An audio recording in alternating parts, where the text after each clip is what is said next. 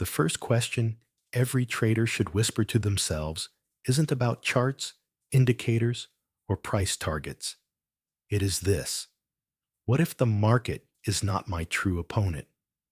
Imagine sitting before glowing screens, coffee cooling beside you, the faint hum of electronics filling the silence. You place a trade, and your pulse leaps as though chased by something unseen. In that instant, you are not fighting supply and demand curves. You are colliding with the oldest software running in your brain. 90% of retail traders lose money. 9 out of 10. If instinct were such a reliable compass, if gut feeling could be trusted, that number would be impossible. And yet it repeats across generations, across markets, across geographies. The paradox is merciless. The very emotions that once preserved us in caves and jungles now sabotage us in digital arenas of flashing candlesticks. Fear that once signaled danger now pushes us to exit too soon. Excitement that once pointed toward food or firelight now seduces us to chase green bars higher, often right into reversal. Think of it like standing at the edge of a cliff. Wind whips against your face, every cell in your body begging you to step back, to cling to safety. But what if survival, in this strange modern wilderness, demanded the opposite? That you lean forward, that you leap? In markets, that is often the case. Our primal wiring is not calibrated for pixels and probabilities. It is calibrated for predators and berries, for heat and hunger. The mismatch costs us dearly. I remember one moment that branded itself into my trading journal forever. I glanced away from my screen for 3 seconds because of a squirrel outside my window. When I turned back, my position had shifted against me by 2%. Instinct screamed to hold, to wait, to believe the tide would return. It didn't. That tiny distraction cost me $800, not because of the squirrel, but because my brain clung to the hope that nature would restore balance. Hope is not a strategy, yet it controls countless trades. Psychologists Daniel Kahneman and Amos Tversky revealed decades ago that humans stumble into predictable traps. Loss aversion means the sting of losing feels twice as strong as the joy of winning. That's why we cling to red positions until they bleed us dry, and why we snatch at green too soon, terrified of losing gains. Confirmation bias means we search for reasons to stay comfortable, ignoring signals that contradict our beliefs. And overconfidence convinces us that our careful analysis is bulletproof, when in fact, we are merely rationalizing what our gut already decided. The cruel paradox is this: the instincts that once whispered truth in the wilderness now shout lies in the marketplace.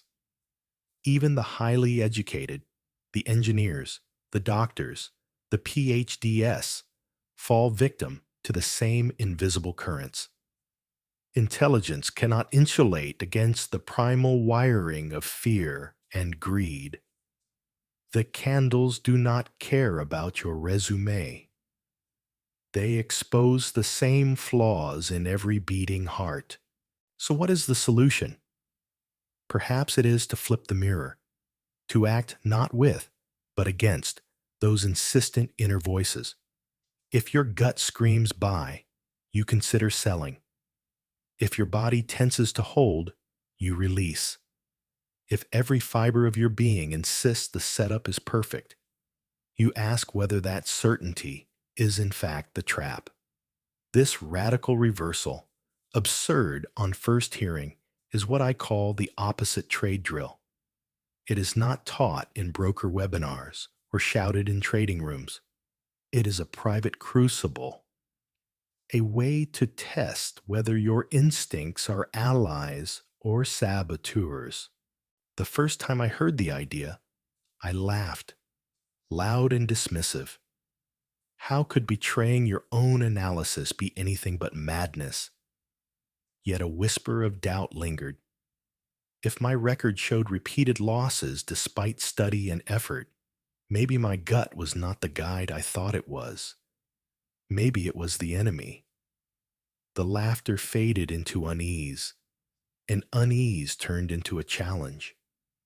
What if the experiment was not about profit at all, but about exposure? About holding a mirror to my impulses and watching them squirm? Picture entering a hall of mirrors, each reflection showing you making the exact wrong choice at the exact wrong time. It is disorienting, even humiliating, but it is also data. It is truth. And truth, no matter how painful, is the first step toward mastery. By daring to oppose instinct, you confront the hidden puppeteer that jerks your hand on the mouse. You no longer ask only, is the setup right? You also ask, is my mind tricking me? The first time Marcus Hale ever heard of flipping a trade, he laughed so hard he startled himself. It wasn't a polite chuckle, but a full, almost bitter belly laugh that echoed in his small apartment. Do the opposite of what you believe. It sounded like mockery, like telling a drowning man to stop swimming and sink. Trading was already an unforgiving game. Why on earth would anyone deliberately sabotage their own analysis? Yet, even as the laughter faded, a strange unease lingered. That unease traced back to a story Marcus had read years earlier about Richard Dennis, the commodities legend who turned $400 into hundreds of millions. Dennis had trained a group of complete beginners, the turtle traders, and proved that strict discipline, not instincts, determined success. His students followed rules blindly, no matter how absurd their guts told them those rules were. And many became millionaires. The lesson haunted Marcus. It whispered that instincts might matter far less than he wanted to believe. Around the same time, Marcus stumbled across a small, obscure trading forum late at night. A quiet post buried in the thread caught his eye. A trader describing an experiment where he reversed his own trades. He wasn't joking. He wasn't mocking himself. He was serious. According to his journal, his opposite trades were outperforming his normal ones by 15%. He wrote about it with bewilderment, as if the universe itself had played a cruel joke on him.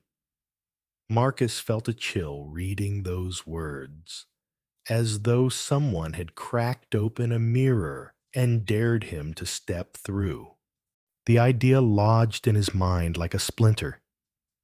It nagged him when he replayed every loss in his head. He remembered rushing into breakouts that reversed instantly.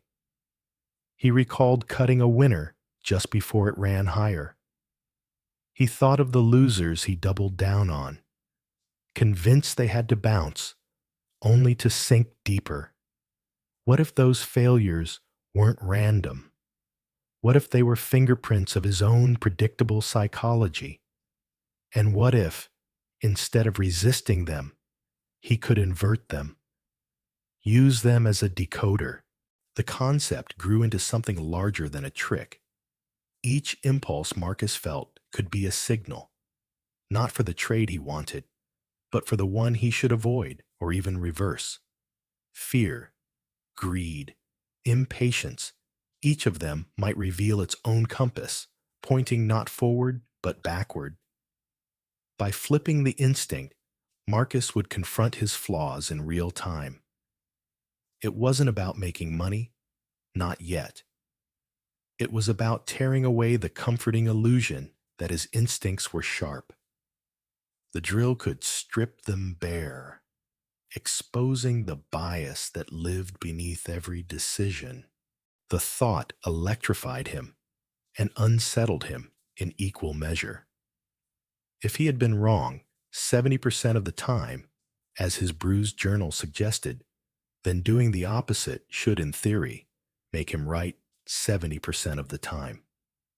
The math seemed simple, almost childishly so. But markets don't bend to logic, and Marcus knew that. Still, the thought remained like a candle flickering in the dark. He remembered those first weeks trading live after months of paper practice. His rules vanished the moment his pulse spiked. He bought tops and sold bottoms with mechanical consistency, as though the market could read his thoughts and mock him with every tick. It felt personal, like the charts had his name written on them. But it wasn't the market. It was him. His instincts. The very thing he had trusted most, betraying him in broad daylight. The more Marcus thought about it, the clearer it became. The opposite trade drill wasn't a gimmick. It was a crucible, a chance to turn his worst enemy, himself, into a teacher. It was like shadowboxing against his own reflection, learning his weaknesses not in theory, but in the heat of combat. He would no longer escape his instincts or excuse them. He would expose them. The decision crystallized. He would try it. He would flip every instinct and track the results without mercy, without excuses, without cherry picking. And deep inside, Marcus knew the real reason. He was desperate. Desperate enough to try something that sounded like madness. Desperate enough to risk discovering that the voice he trusted most, the gut that whispered urgency into every trade, was not his guide at all, but his saboteur. He promised himself one thing: to document the journey with brutal honesty. The truth, even if it hurt, would show him who he really was. The first time Marcus Hale actually pressed the button on an opposite trade, his body revolted. It felt like trying to write with the wrong hand while someone shouted at him.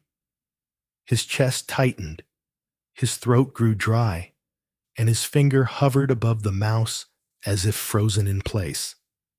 The setup on the screen looked perfect. A clean breakout, volume rising, a textbook pattern he had trusted 100 times before. Every cell in his body screamed, "Buy now." But this was no longer about obeying instinct. It was about confronting it. With a trembling exhale, Marcus clicked sell. The screen blinked, the order filled, and in that instant, he felt like he had stepped through glass into a distorted version of reality. His heart thundered in his ears. What had he just done? Recklessness, foolishness, self-sabotage. All of it flooded his mind at once. He even muttered out loud, "This is the dumbest thing I've ever done." But then the chart betrayed his certainty. The breakout failed, the price reversed, and within minutes, his trade, his opposite trade, was in profit. Not a small scrape of profit, but more than he usually made in an entire day. Marcus stared at the numbers, stunned into stillness. He did not feel triumphant. He did not even feel relief. What he felt was a dizzying disorientation. If his instincts had been so certain, if his analysis had been so textbook, how could the market have punished that certainty so quickly? And why had the decision he believed was wrong turned out to be right? The profit didn't feel like victory. It felt like mockery, like cheating at a game without understanding the rules. Have you ever won and felt like you lost?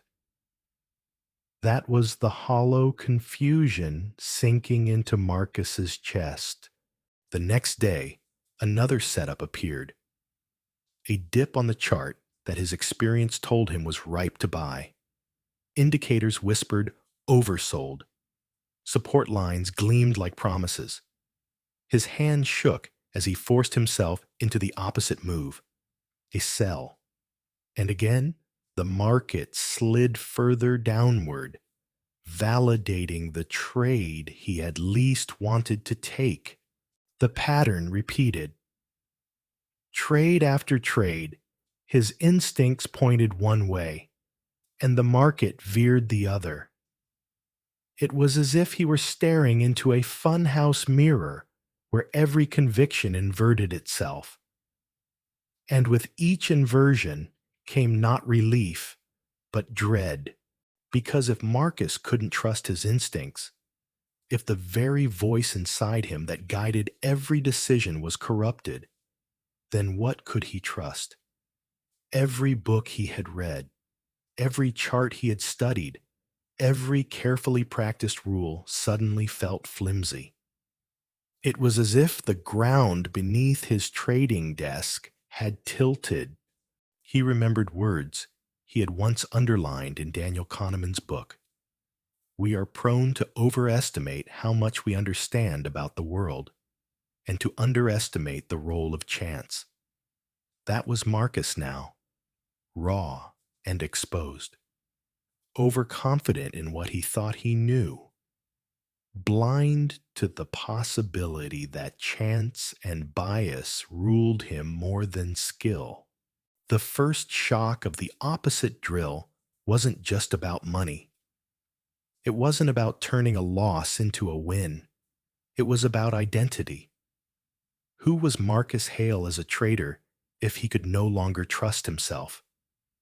Could he build a future in markets if his best ideas crumbled the moment they were inverted? He had no answer yet. All he knew was this.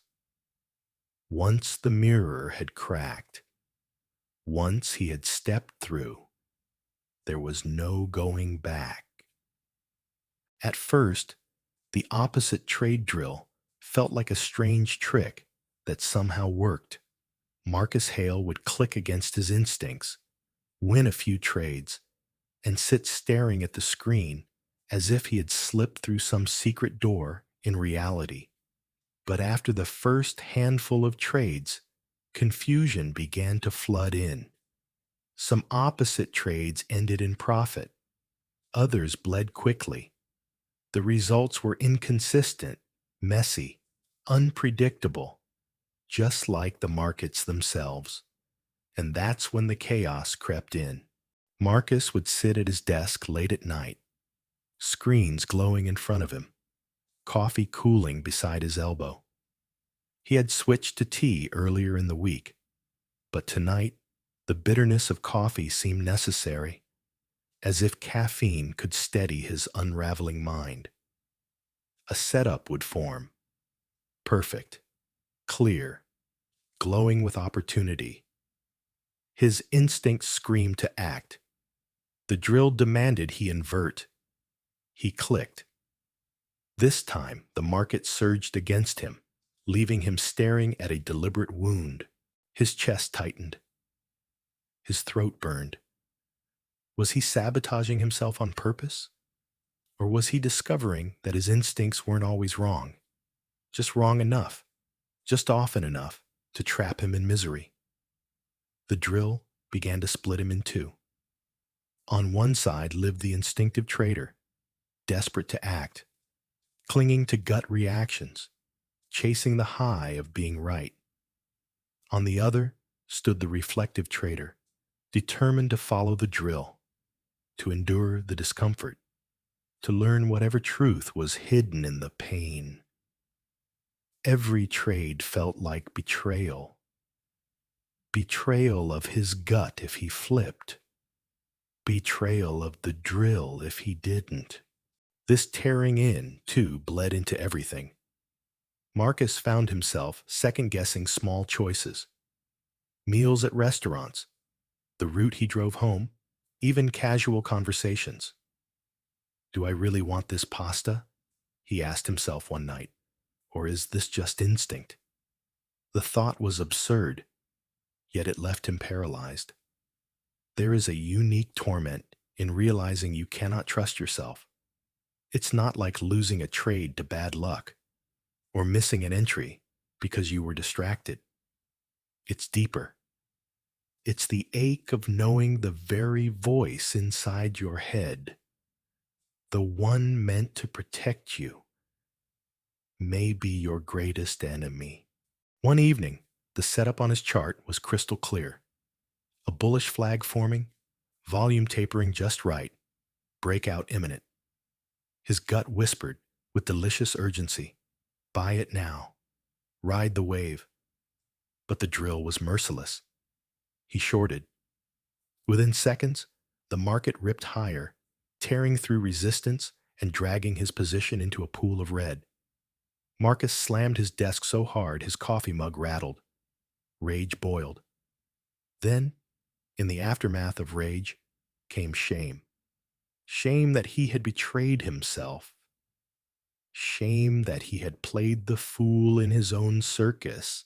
That night, he sat in the glow of his darkened monitor, staring at his reflection. His face looked older, harder, as though the drill had carved trenches into his expression. He wondered whether this experiment was exposing truth or simply destroying him. Every losing opposite trade felt like punishment. Every winning one felt like mockery.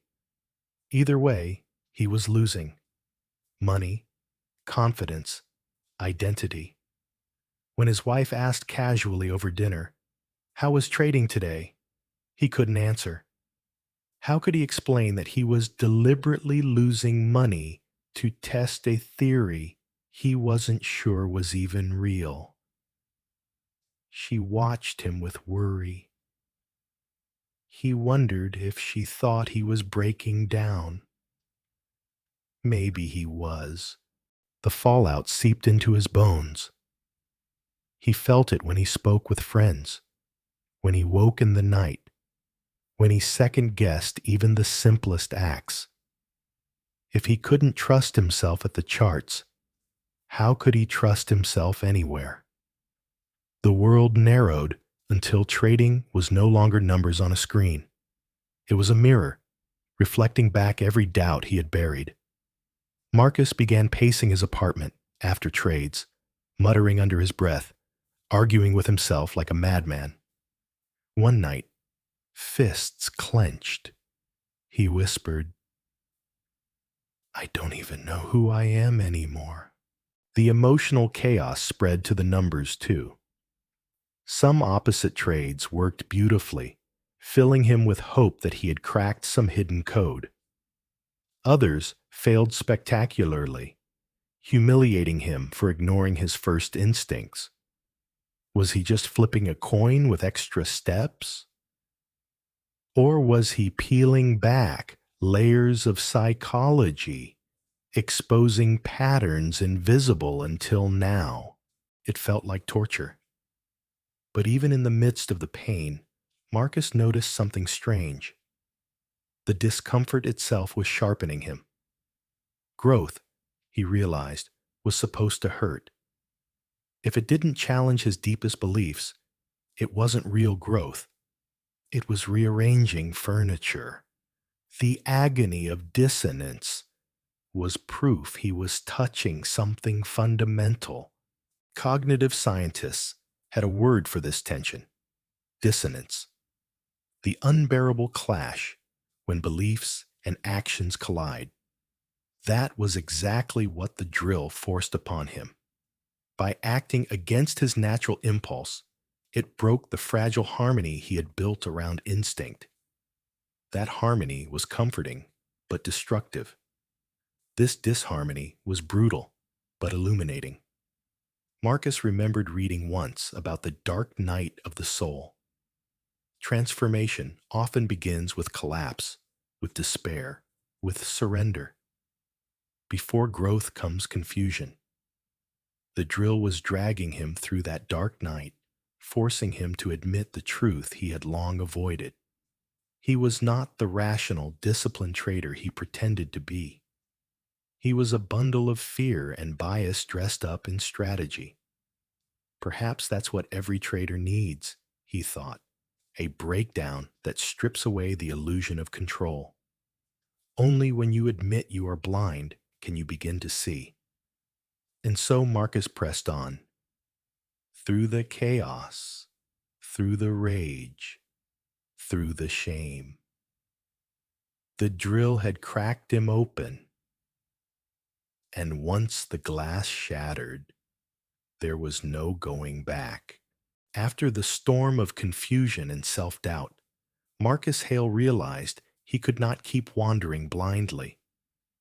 If he was going to understand the truth behind the opposite trade drill, he needed structure, something measurable, something undeniable. So he set himself a challenge. 20 trades, all inverted, all tracked, no excuses. He prepared like a scientist.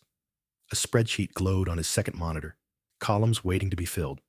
Date, time, instrument, instinct, flipped action, result, emotional reaction. It looked clinical, almost sterile. But inside, Marcus trembled. Because once the data was written down, there would be no hiding. Numbers do not lie. They do not bend to ego. They simply stare back with indifference. The first week was brutal. Trade after trade, his instincts pointed in one direction, and the drill forced him into the other. He watched the results unfold with fascination, dread, and at times, despair. Some trades ended quickly in red. Others surprised him with wins he never would have taken. By trade number 10, a strange clarity began to emerge. Patterns. Predictable, repeatable patterns. His natural trades were not random mistakes. They were systematic, biased errors. When momentum built and his gut screamed to chase, the market often reversed within 3 candles. When fear clawed at him and told him to close too soon, the opposite position captured gains he would have abandoned. It wasn't perfect, but it was undeniable. His instincts had a fingerprint, and the drill was exposing it. Marcus ran the math. Out of 20 trades, had he followed his instincts, he would have won 6. By flipping them, he won 12. Not extraordinary, but double his natural hit rate. That was not luck. It was data pointing at a truth he had long suspected, but never proven. He remembered a study he once read by Barber and Odean, 2 researchers who tracked thousands of retail traders. The shocking result: the more traders acted, the worse they performed.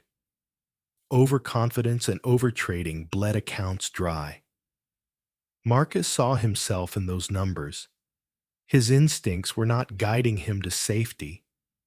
They were luring him into the same traps that devoured countless others. The drill, painful as it was, had begun to pull back the curtain. By trade number 15, the emotional storm began to settle. He no longer stared at the screen in panic, but with curiosity. Each entry became a question. What will the decoder show me this time? It was no longer about money, but discovery.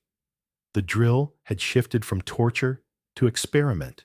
He even laughed once when taping his old trading rules to his monitor. Rules that had sat in a notebook gathering dust now hung in plain sight, confronting him with every click. He realized the drill wasn't just about psychology, it was about discipline, about whether he could obey a process even when it felt absurd. By the 20th trade, the verdict was clear. The opposite trade drill was not a money machine, but it was a truth machine. It revealed his impatience, his fear of missing out, his habit of cutting winners too early. It showed him the wiring beneath his decisions. And for the first time, Marcus felt he wasn't just trading the market. He was studying himself with the same rigor he once reserved for charts. The numbers whispered something undeniable. Once you see your flaws in data, you cannot unsee them. And once the truth is written in cold percentages, it becomes impossible to pretend. By the end of the 20-trade experiment, Marcus Hale felt less like a trader and more like an archaeologist uncovering fossils of his own psychology.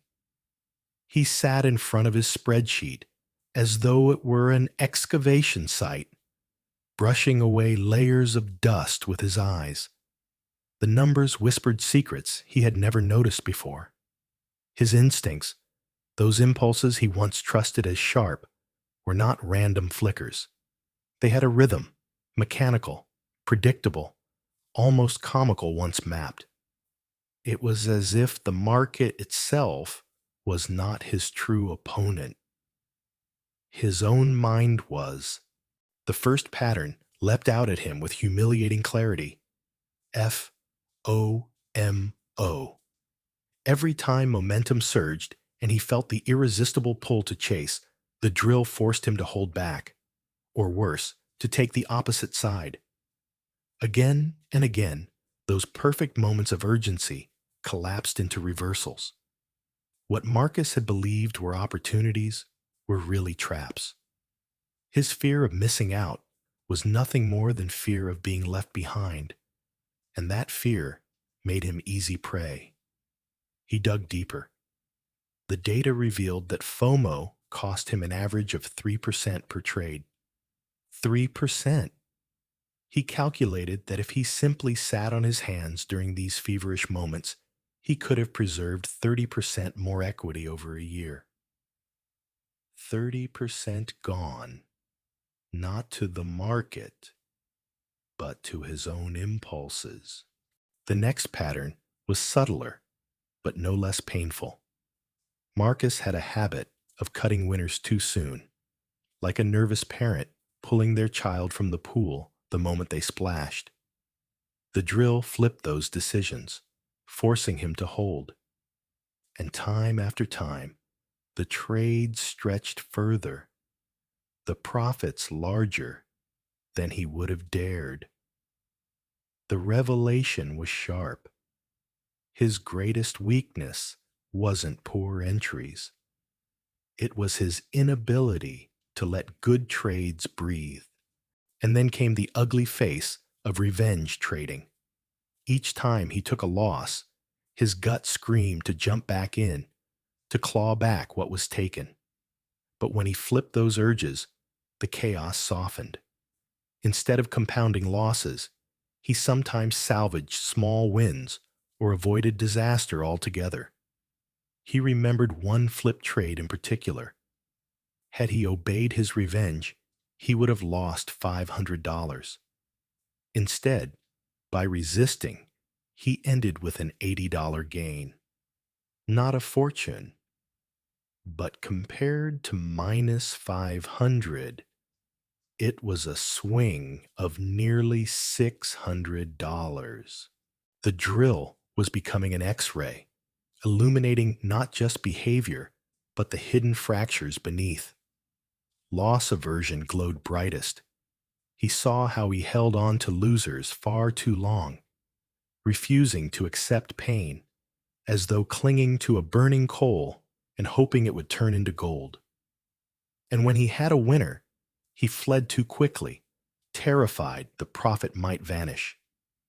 Kahneman and Tversky had written decades ago that losses weigh twice as heavily as gains.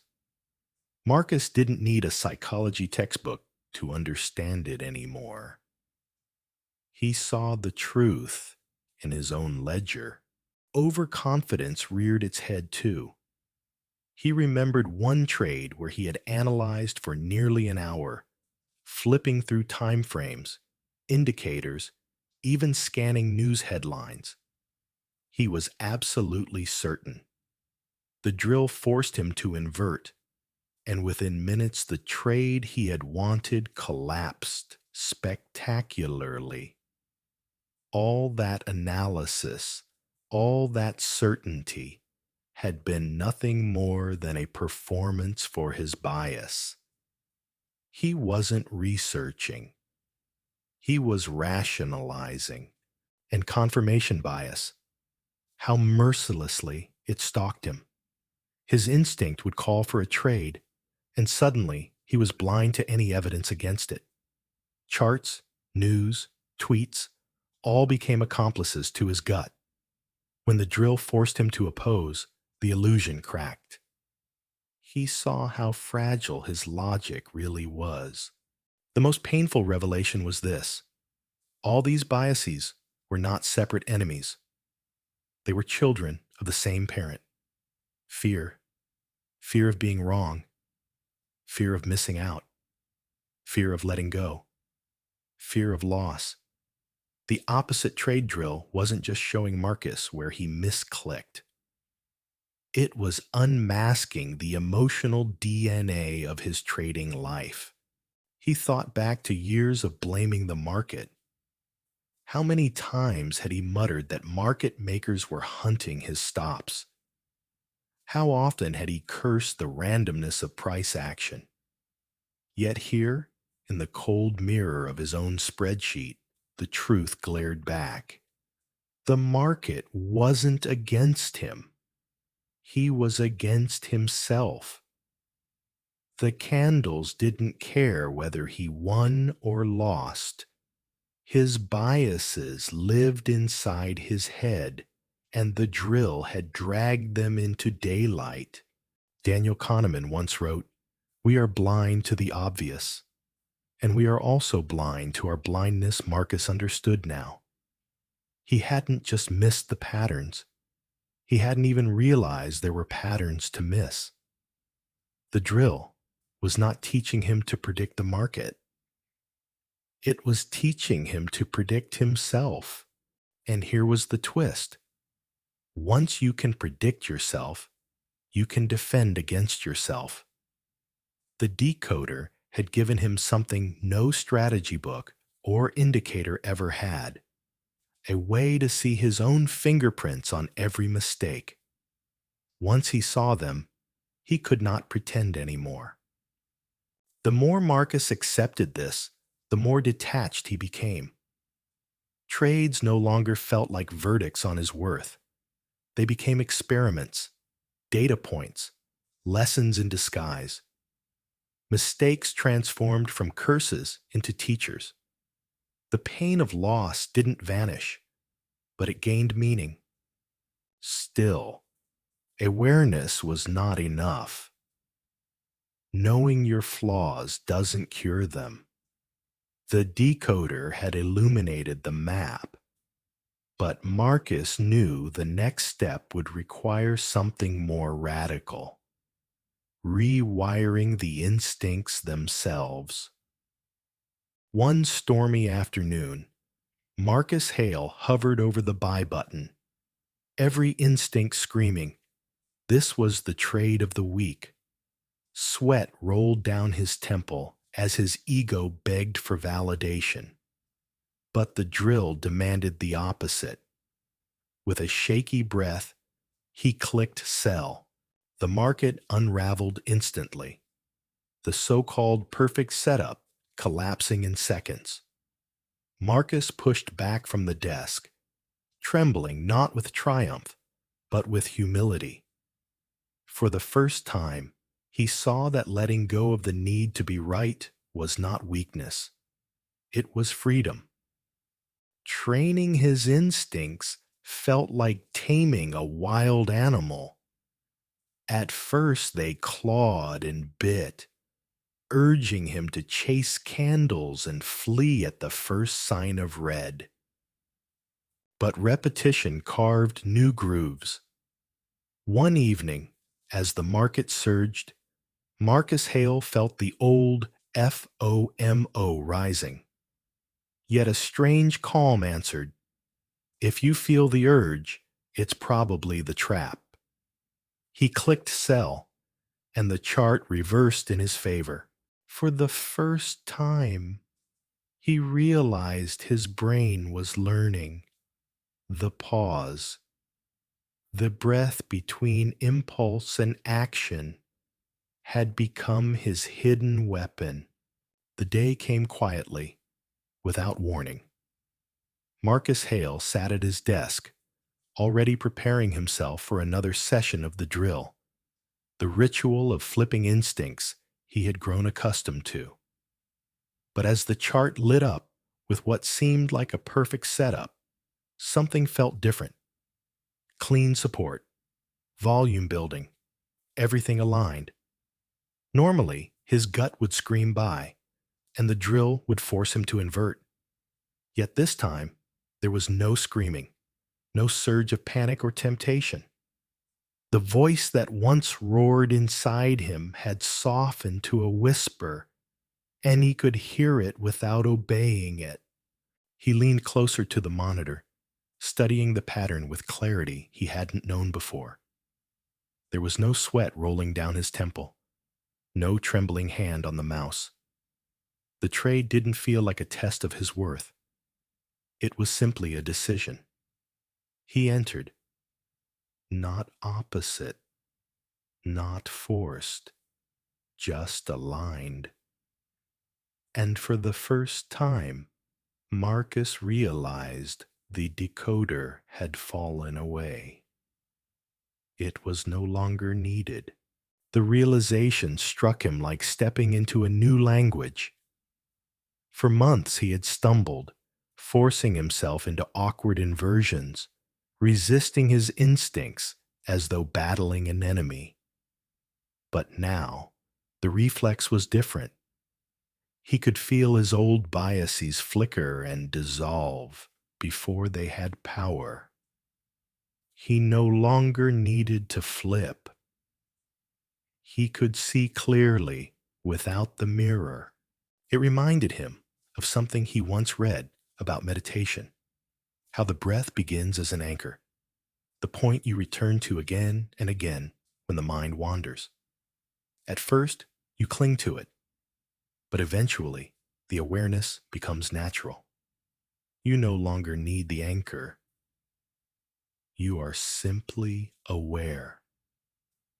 That was what had happened. The drill had been his anchor. And now, awareness itself was his guide. Relief washed through him, but it wasn't triumphant. It was calm, almost bittersweet. He had come to rely on the drill, even through its pain and confusion.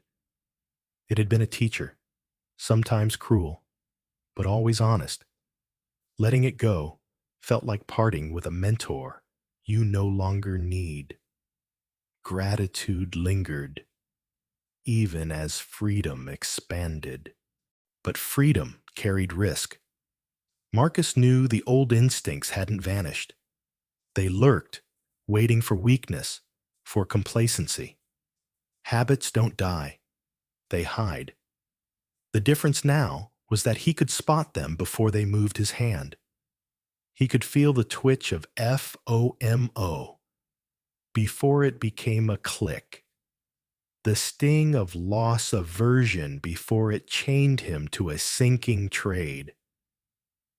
He could pause, breathe, and choose. The market hadn't changed. The candles still rose and fell with the same indifference. What had changed was Marcus. He no longer saw trades as verdicts on his intelligence or his identity. They were data points, moments in a larger experiment, steps on a path. Losses hurt, but they no longer destroyed him. Wins lifted him, but they no longer defined him. The cycle of ego had loosened its grip. One morning, as sunlight spilled across his desk, Marcus realized something startling. He wasn't fighting himself anymore. He wasn't even fighting the market. There was no fight at all. Only observation, decision, and acceptance. He could act without fear, detach without numbness, and wait without desperation.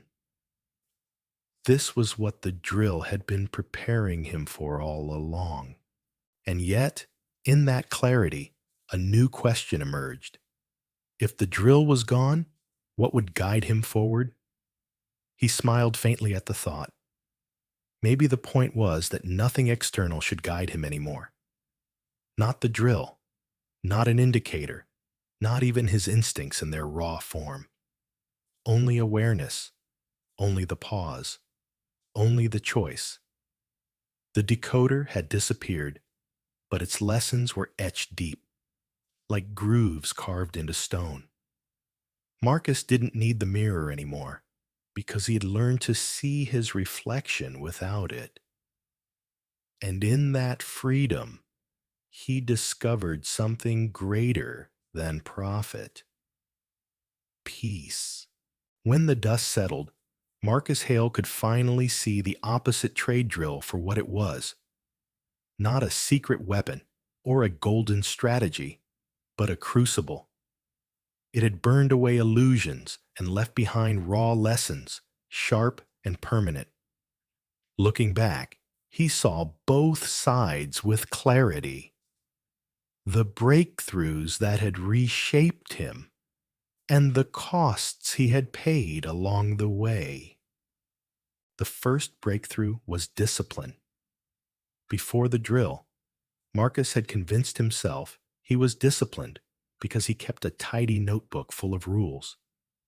Yet those rules stayed closed when fear surged and greed whispered. Paper discipline is easy. Real discipline is what you do when every nerve in your body wants to disobey. By forcing himself to click in the opposite direction of his instincts, Marcus hardened in ways no journal ever could. If he could take a trade he hated, then waiting for one he trusted was suddenly possible. The second was patience. Marcus used to chase every candle as though time were running out, convinced that hesitation meant missing everything. But the drill slowed him down. It revealed that the urge to act instantly was often the surest signal to wait. He went from hammering out 10 reckless trades a day to carefully choosing 2. The difference was staggering. His win rate doubled, not because he had discovered a magic formula, but because he had stopped throwing darts in the dark. Then came detachment, the most profound gift of all. For years, every trade had felt personal. A win was proof of his intelligence. A loss was an insult to his worth. The drill stripped that illusion bare. When he flipped trades, he couldn't tie results to ego anymore. They became experiments, data points, a mirror showing him truths instead of verdicts. Pain didn't vanish, but it became meaningful. Instead of defining him, each trade began to teach him. But with each breakthrough came a cost. The first was confusion. Imagine flipping every instinct only to watch half of those flip trades lose anyway. The brain craves certainty, but the drill offers none. It can feel like walking blindfolded through a storm, unsure whether the next step is solid ground or a cliff. Marcus had to live with that fog, with the constant tension of not knowing whether he was learning or simply sabotaging himself. The second cost was misinterpretation. He knew some traders would hear about the drill and take it literally, always shorting rallies, always buying dips, convinced that inversion itself was a strategy. That wasn't the lesson. The drill wasn't about outsmarting the market. It was about outsmarting himself. To mistake it for a permanent method was to turn it into another trap. There was also the danger of identity erosion. In the early days, Marcus felt himself splitting apart, unsure who to trust, his gut, the drill, or nothing at all. Some nights, he whispered that he didn't know who he was anymore. It wasn't just trading at stake. It was self-belief, the fragile sense that your own judgment has value. If you're not ready, the drill can shatter that too soon, leaving you disoriented instead of enlightened.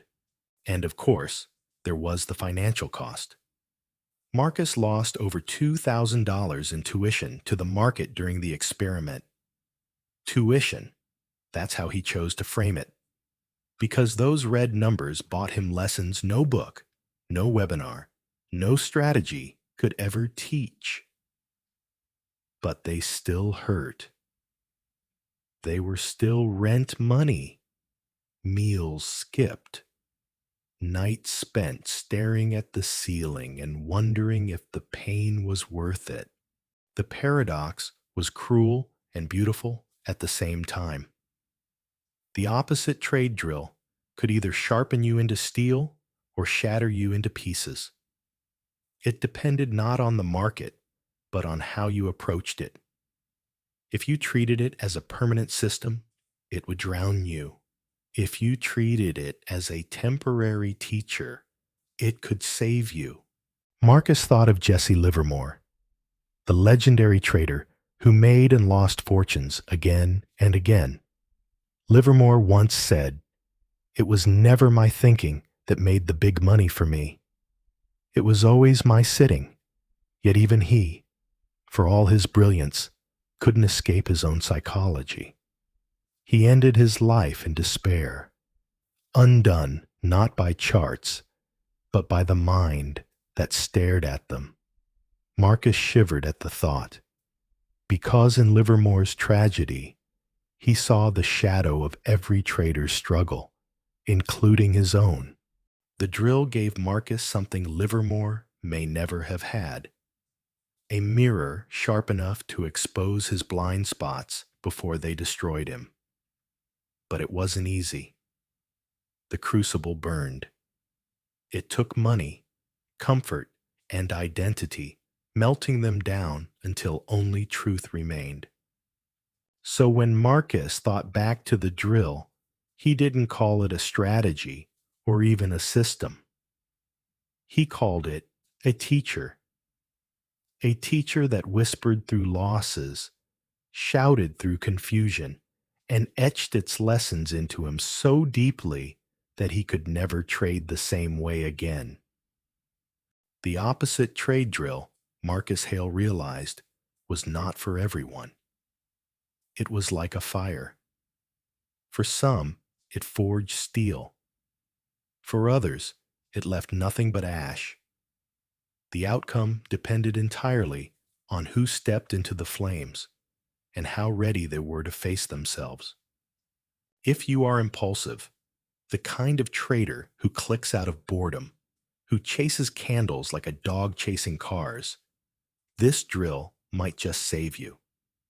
Every flip trade becomes a slap across the face, a painful reminder that instincts aren't holy signals, but predictable traps. The drill exposes that chaos head on, stripping it bare until you can no longer ignore it. If patience is your struggle, If you cut winners too early, but hold losers like anchors, the drill will shine a spotlight on that weakness. By flipping those impulses, you'll feel the sting of holding longer than you want, or the strange relief of exiting when your ego begs you to stay. It is uncomfortable, but it forces growth in the very muscles you've neglected. There is also a certain kind of readiness born from hitting rock bottom. If you've blown more than one account, if you've stared at your balance evaporating and felt despair sink into your chest, you may finally be open to it. Rock bottom breaks resistance.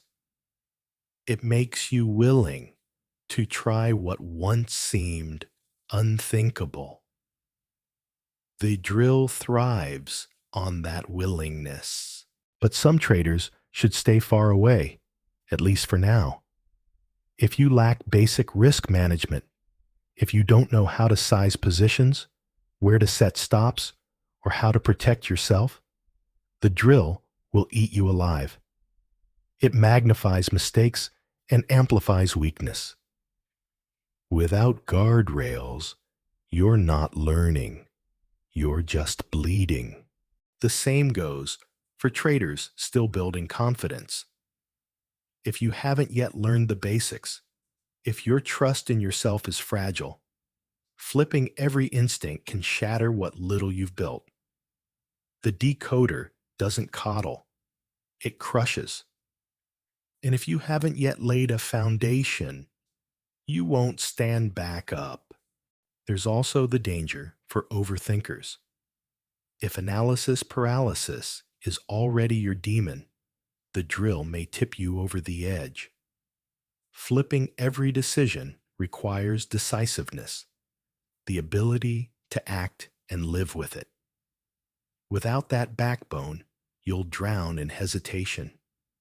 So, who is ready? Traders with enough scars to know their patterns, but enough humility to admit their flaws. Traders tired of bleeding slowly from the same mistakes. Traders who crave truth more than comfort. Traders who can afford to pay a little in money and comfort to gain a lesson in self-mastery. Because here's the raw truth. The opposite trade drill isn't about profit. Not at first. It's about rewiring the brain. It's about burning illusions to ash so you can build something stronger. It's about forcing yourself to see the enemy within and deciding you'd rather confront it than let it rule you. For some, that confrontation will be too much. For others, it will be the very doorway to survival. You've walked with Marcus Hale through the Decoder. 12 chapters of shock, chaos, revelation, and growth. You've seen how the opposite trade drill flipped instinct into illusion, illusion into data, and data into transformation. You've seen both the strength it forges and the confusion it creates. Now the question turns to you. The mirror is in front of you. Will you look?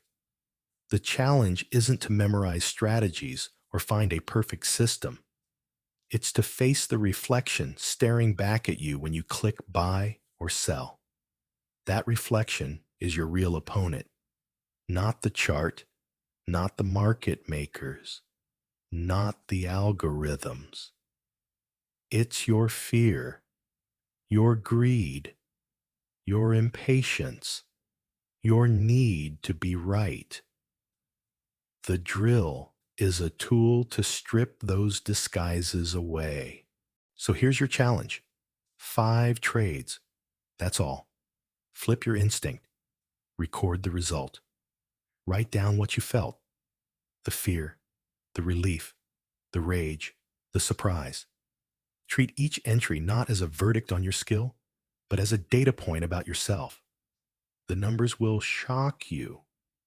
but the emotions will teach you more. Because this isn't about money. Not yet. Profit comes later. Perspective comes first. Once you've seen your biases written in your own hand, you'll never look at the market the same way again. That clarity, once earned, cannot be unseen. Do not mistake this for a get-rich-quick trick. It isn't. This is a crucible. It will burn illusions, and that burn will sting. But in that pain lies freedom. The freedom to stop blaming the market, stop chasing ghosts, stop repeating mistakes. The freedom to see yourself clearly, perhaps for the first time. Most traders will never do this. They'll spend years buying indicators, swapping strategies, blaming volatility. They'll fight the market endlessly when the real fight is inside them. Don't be like them. Be braver. Step into the decoder and see what it reveals. If you're ready, take those 5 trades, share your results, share your demons. Is it FOMO? Revenge trading? Cutting winners too soon? Naming it is the first step to taming it. Sharing it helps others realize they're not alone. This is how a community of traders grows stronger, not by hiding weakness, but by exposing it together. And when you log those trades, remember, the drill isn't permanent. It isn't the path to profits forever. It's a teacher, a temporary mirror. Its purpose is to strip away blindness so you can walk with eyes open. Once you've internalized the lesson, the drill fades, but the awareness remains. The market will always be uncertain. It will always test you. But you don't have to remain uncertain about yourself. Once you've faced your own instincts in the mirror, the market loses its power to control you. So here's the closing truth. The market isn't your enemy. Your instincts are. The moment you dare to face them in the decoder, you stop being prey. You stop chasing and start seeing. And once you can see clearly, survival becomes possible. The mirror is waiting. The only question is, are you brave enough to step inside?